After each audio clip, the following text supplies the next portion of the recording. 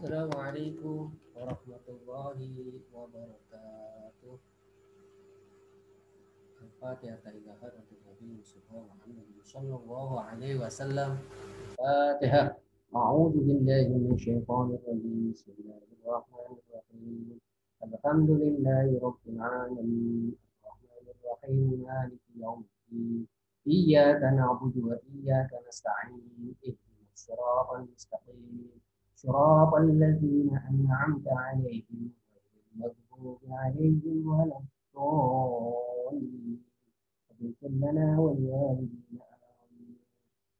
Baiklah, Bapak Ibu, saudara-saudari sekalian yang saya muliakan, pada kesempatan kali ini kita akan membahas mata kuliah filologi dalam tema kodikologi bagian yang pertama.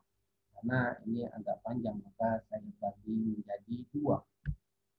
Jadi ada beberapa hal yang perlu Bapak Ibu ketahui, utamanya ilmu filologi ini. Sebagaimana kemarin kita sudah bahas bahwa ini adalah membahas tentang naskah klasik, manuskrip, atau juga peninggalan-peninggalan berupa tulis daripada peninggalan leluhur kita, di mana isinya banyak sekali. Di sana ada pengetahuan-pengetahuan yang tersimpan yang eh, mungkin kita tidak sadari selama ini bahwa karya leluhur kita itu amat penting bagi perkembangan ilmu pengetahuan. Hanya saja kita mengabaikan. Padahal orang-orang Barat ini malah mempelajari ilmu-ilmu ini dari leluhur kita. Sayang sekali kalau kita tidak perhatian terhadap ilmu ini. Nah, di dalam tema yang kali ini kita akan membahas fokus pada masalah aspek pernaskahan itu sendiri, yaitu kodikologi. Nanti ada paleografi, dan pada kesempatan ini kita membahas kodikologi. Memang agak panjang slide-nya, maka saya bagi dua. Kita mempelajari dulu dari apa itu maksudnya dari kodikologi. Di kodikologi secara bahasa, menurut bahasa Latin itu diambil dari kata kodeks.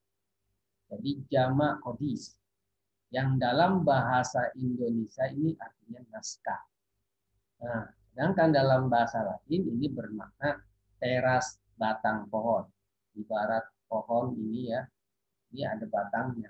Di situ yang diambil daripada batang pohon itu sehingga menjadi alas tulis. Jadi berhubungan dengan pemanfaatan kayu sebagai alat tulis, pemanfaatan kayunya sebagai alat tulis. Jadi kodikologi itu adalah ilmu yang mempelajari seluk-beluk semua aspek naskah, antara lain bahannya itu dari apa, naskah tersebut umurnya berapa, tempat penulisannya di mana, dan perkiraan penulisan naskah itu kira-kira pada tahun berapa. Mungkin kalau tanggal jika tidak disebutkan di dalam naskah tersebut itu agak sulit. Karena itu paling tidak tahun lah, ini menurut Barorobari. Dan istilah kodikologi ini sebetulnya baru dikenalkan pada tahun 1949. Jadi ini pecahan daripada ilmu filologi. Jadi pertama kali diusulkan oleh ahli bahasa Yunani Alphonse Daudet di dalam suatu kuliahnya di Prancis, Paris, École Normale Supérieure pada bulan April tahun 1944. Nah, ini baru berkembang di tahun selanjutnya, dan ini menjadi sebuah ilmu baru di dalam konteks filologi. Jadi apa cakupan dari kodikologi itu? Yang pertama ya sejarah naskahnya, riwayat naskahnya itu. Jadi tidak sembarangan. Memang ini ibarat kata di dalam ilmu hadis itu, mempelajari hadis itu diriwayatkan oleh siapa. Jadi jelas oleh siapa, orangnya siapa, ke atas, dari kuliahan an ke atas, dan karena ini pembahasannya adalah naskahnya, jadi tertulisnya. Jadi riwayat naskah itu dari siapa, oleh siapa, kepada siapa.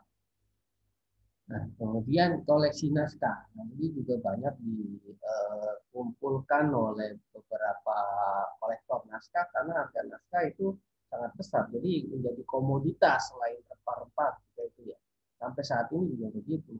Hanya saja orang kita ini karena itu isinya ilmu pengetahuan, tapi karena kita mata duitan, akhirnya itu naskah bisa sampai ke luar negeri. Bahkan Malaysia itu banyak sekali juga apa namanya kalau kita bahasanya mengekspor ke sana, tapi dia impor dari kita. Penyusunan katalog, nah, katalognya ini mungkin saja supaya mempermudah daripada orang-orang untuk mencari naskah disusun katalog, dan ini banyak katalog yang sudah disusun. Nah, dulu sih masih berkisaran pada buku katalog naskahnya. Sekarang sudah banyak yang katalog online-nya, versinya Perpustakaan Nasional, versinya Trimsi itu juga sudah banyak tersebar di online ya, bisa kita lihat. Kemudian tempat penyimpanan naskah, naskahnya itu ada di mana? Yang terbanyak sih memang di Perpustakaan Nasional kalau di Indonesia ya. Di Belanda ada Leiden, di Inggris ada Oxford, di Prancis juga ada, dan di negara-negara Barat umumnya mereka punya koleksi-koleksi naskah peninggalan daripada leluhur kita, khususnya yang keislaman juga banyak mereka simpan. Kemudian koleksi naskah atau perdagangan naskah. Ini dikoleksi oleh siapa? Orang per orang atau oleh lembaga. Jadi ini diperdagangkan oleh orang per orang. Atau disewakan, kalau di dalam satu naskah itu ada juga yang disewakan dulu karena ini sebagai hiburan, sehingga mereka menyewakan penulis, membuat cerita, disewakan. Dan penggunaan naskahnya untuk apa? Naskah ini bercerita tentang fikih. Kalau fikih berarti penggunaannya untuk pengetahuan dasar daripada ilmu ibadah, ubudiyah. Atau juga ada yang naskahnya berisi tentang kuliner. Ini berarti tentang resep-resep masakan. Alas naskah itu bisa berupa dari kulit binatang, sebagaimana kita ketahui ya, sapi, kambing itu bisa menjadi alas untuk menulis. Kertas papirus, nah ini kertas papirus baru ada dipergunakan sebagai tulisan dalam Islam itu abad ke-4 Hijriah atau 10 Masehi. Jadi diekspor sampai abad ke-8 Hijriah sampai 14 Masehi. Sebetulnya papirus itu sudah lama, sejak zaman Firaun sudah dikenal. Jadi makanya namanya papirus. Kemudian oleh orang Inggris menjadi paper, kertas. Jadi nanti kita ada di dalam slide selanjutnya. Kertas Eropa ada dua macam, LED dan wallpaper. Nanti jenisnya kita bisa lihat di dalam slide selanjutnya. Kertas marble itu kertas yang didekorasi. Ini biasanya digunakan untuk cover atau sampul naskah. Untuk jilid dan halaman akhir daripada naskah. Ini kertas marble. Ini jenis-jenis alas naskah. Jadi ada yang berupa kulit, ada yang berupa kertas, ada juga ya satu tambahan ya di Cirebon itu kesenian khas kaligrafinya dengan kaca. Ini juga bisa menjadi alternatif. Dan seperti dulu kita mendengar sejarah Al-Quran ketika wahyu diturunkan itu sahabat-sahabat ada yang menulis di kulit, ada yang menulis di batu, ada yang menulis di pelepah korma dan macam-macam. Nah ini tidak diperintahkan oleh Nabi, tapi sahabat-sahabat ini memikirkan masa depannya kalau memang tidak ada lagi penghafal Al-Quran. Nah ini ya kemudian oleh sahabat Utsman nanti dikumpulkan suhuf-suhuf ya, dijadikan satu. Makanya yang sekarang nanti dikenal dengan Rasmul Utsman, itu tulisan Al-Quran ini dikenal sebagai buah karya dari tangan sahabat Utsman bin Affan. Ini adalah bukti adanya ijtihad atau bid'ah hasanah yang terbaik. Padahal Rasulullah tidak mengajarkan ditulis. Nah, kemudian ini contoh kulit yang contoh Al-Quran yang ditulis di atas kulit. Ini peninggalan koleksi yang saya dapatkan dari guru saya. Tidak dijelaskan ini koleksi dari mana, tetapi ini bukti bahwa di abad ketiga atau 4 Hijriah tulisan Al-Quran ini seperti ini bentuknya, belum seperti saat ini. Ada sakal, ada harokat kata, kasrodoma, hurufnya sambung. Nah, ini tidak ada titiknya pula. Jadi bahkan di zaman Rasul itu tidak dititikkan, tidak diurut sambungkan, dan baru ada setelah selanjutnya yaitu di tabit tabiin, masa tabit tabiin yaitu Abu Ya'mar yang mulai membuat titik, kemudian dirokatkan oleh Abu Aswad Ad-Duali sehingga saat ini kita bisa membaca dengan baik. Ya, kita ini orang Indonesia yang notabene tulisannya berbeda dengan Arab. Apalagi orang Arab yang tidak ada harap sakalnya, tidak ada harokatnya, mereka juga tidak bisa baca karena memang baca Al-Quran atau baca huruf Arab itu harus tahu nama sorofnya. Jadi ketemu belakangnya itu fathah, kasroh, doma, dia atau waw itu harus mengetahui itu. Tapi alhamdulillah dengan istihadnya Syekh Abdul Aswad Ad-Duali dan juga Syekh Abdul Ya'mar kita bisa membaca Al-Quran juga saat ini. Nah, karena kita berhutang budi pada beliau-beliau ini. Dan ini papirus, jadi papirus saya punya koleksi di rumah, tapi saya tidak bawa. Ini koleksi papirus itu kalau kita lihat bahan dasar ya, saya dapatkan dari teman saya di Mesir ketika itu memberikan saya oleh-oleh kertas papirus.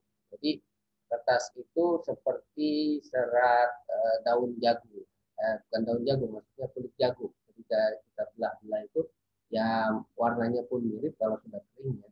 Kemudian juga serat kasarnya juga begitu. Ini dari suatu pohon khusus di Mesir ya, papirus. Ini sudah dikenal sejak zaman Firaun ya. Dan wallpaper ini kita lihat sekali kita dalam foto gambarnya itu memang agak kecoklatan, belum putih seperti saat ini kertasnya, dan itu ada seperti kotor ya, seperti tanah kotor. Ini wallpaper.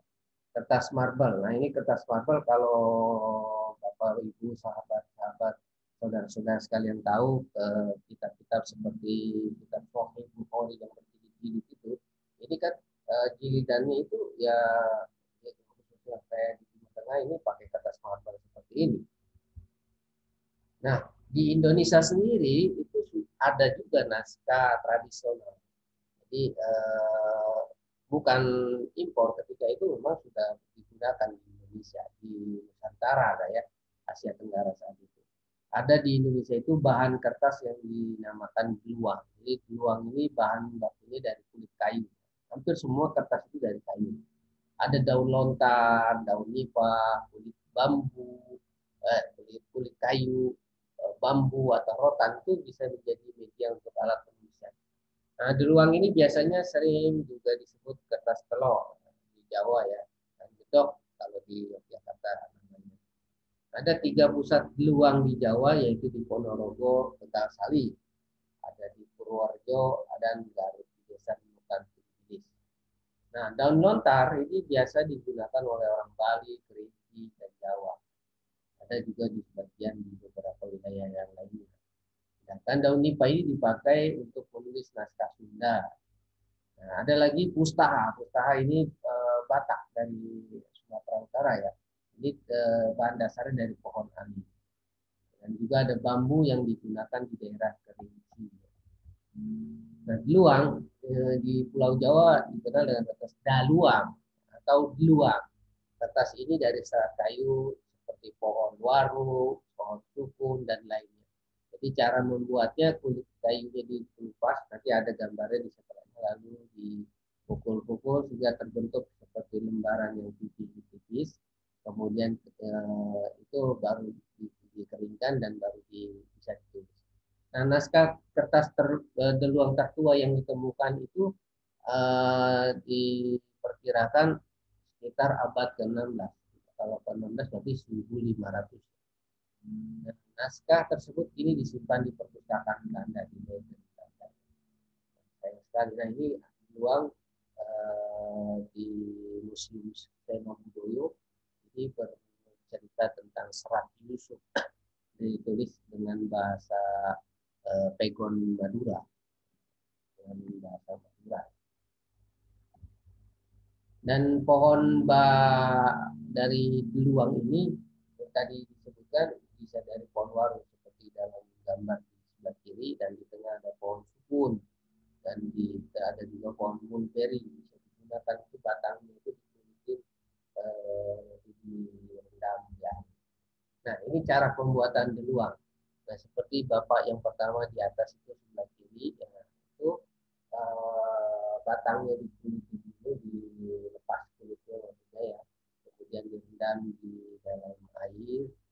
Setelah direndam dan dirasa cukup, kemudian digetok-getok, digeprek-geprek kayak ayam geprek. Nah, kemudian itu di bawah yang sebelah kiri seperti diangkat begitu, jadi pipih. Padahal tadinya kecil ya, tapi jadi lebar. Kemudian setelah itu dijemur. Nah, ini baru bisa digunakan. Kemudian daun lontar atau disebut juga siwalan.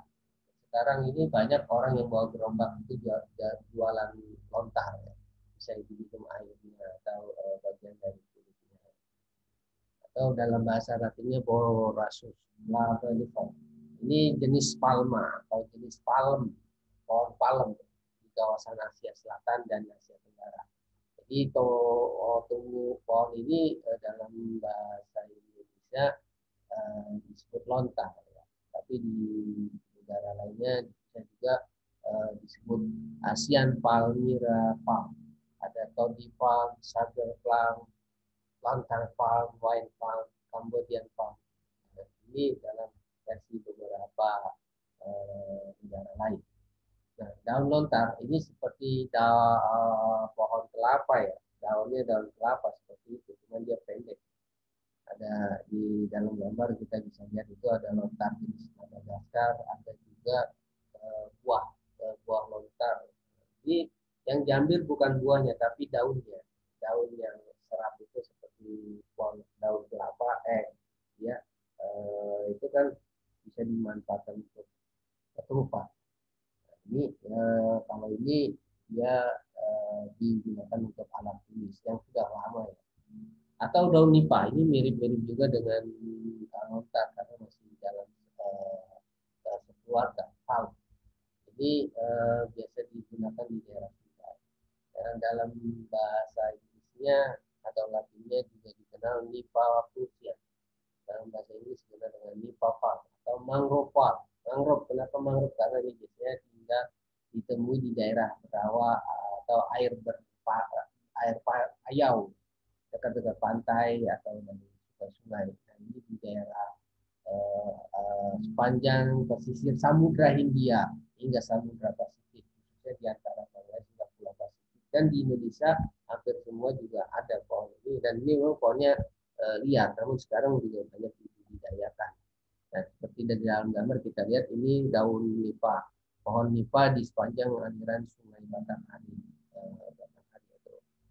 Jadi liar kan seperti ini. Jadi dia sebetulnya seperti pohon-pohon mangrove. Jadi dia bisa melindungi dari abrasi atau dari apa namanya air ya, untuk menghambat ke darat. Nah, nipah nanti setelah jadi atau lontar ini seperti ini. Jadi kulitnya kan panjang. Jadi dia digambar atau ditulis itu menggunakan alat sendiri seperti apa namanya membatik itu cantik. Dan ini karena lembaran jadi dikasih lubang-lubang untuk menyatukan lembaran-lembaran itu, sehingga ini supaya tidak tercecer. Dan dulu belum digunakan sistem halaman, penulisan nomor halaman. Sedangkan pustaka ini yang dari pohon alim atau gaharu, kalau pernah dikenal itu pohon gaharu ya, buat folionya juga. Jadi ini apa namanya digunakan sebagai tulisan, alas tulisan. Ini seperti ini pohonnya. Kalau yang sebelah kiri ini masih kurus, ya kalau yang sebelah kanan itu pohon alimnya sudah agak tua dewasa. Jadi bisa digunakan seperti tadi bahan-bahan dasar dari pohon yang lain. Jadi kulitnya yang diambil. Nah, ini pustaka kalau sudah jadi seperti ini. Jadi naskah-naskah dari Batak banyak berbentuk pustaka seperti ini, dan nanti dia covernya menggunakan kulit kayu, menggunakan kayu. Ya ada yang kecil, ada yang besar. Jadi modelnya lembaran juga, tapi dia di arahnya itu ya, tidak menggunakan lem, tapi di sini adalah apa namanya alat dasar untuk menyatukan. Ada yang kalau di paling ke bawah itu ada yang dilihat tali. Ini yang menyatukan mereka ini tali-tali ini yang tidak lepas. Juga digunakan pada media bambu. Kalau bambu umumnya kita tahu buat suling ya. Tetapi ini juga bisa digunakan sebagai media untuk tulis. Kita bisa temukan ini di koleksi dari Perpustakaan Nasional. Saya sudah lihat seperti ini. Jadi cara menulisnya pun agak unik. Dia seperti jarum itu ditulis dulu, karena melingkar ini untuk kealihan khusus. Kalau kita tulisannya nggak bisa lempeng, dia nggak bisa lurus. Jadi dia pakai seperti jarum gitu ya. Dan nanti untuk menimbulkan tulisannya ini diasapi, sehingga ini ada warna hitam ya kan. Selanjutnya untuk yang bagus struktur lagi, sehingga dia tidak kayunya bisa awet seperti cat gitu di maple itu ya, bangku-bangku di struktur. Jadi seperti itu. Jadi bisa digunakan biasanya di daerah kita. Dan selanjutnya ada bahan naskah di Indonesia yang impor juga. Jadi banyak kertas-kertas di Nusantara ini setelah datang para pedagang Arab, kemudian penjajah Eropa, itu juga membawa kertas-kertas dari negara masing-masing.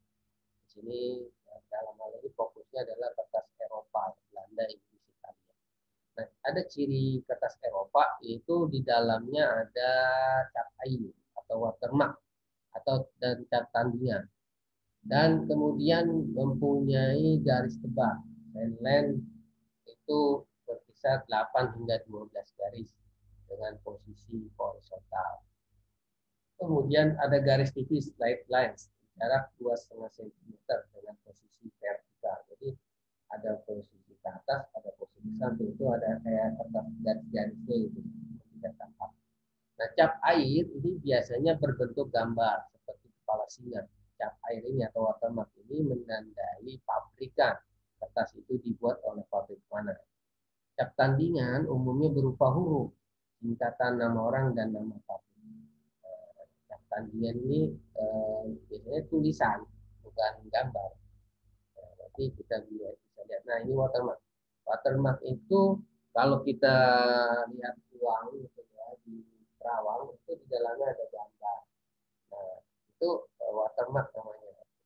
Jadi tidak bisa yang langsung dilihat begitu ya, tapi harus diterawang dulu dilihat itu ada gambar apa. Kebanyakan yang saya pernah lihat itu kertasnya ada gambar singa, ya, kepala singa. Countermark ini seperti ini, tulisan seperti stempel, ya, tulisan biasa. Ini pabrikan juga sama, nama pabrik atau nama seseorang yang membuat kertas itu. Ini dalam contoh gambarnya seperti ini.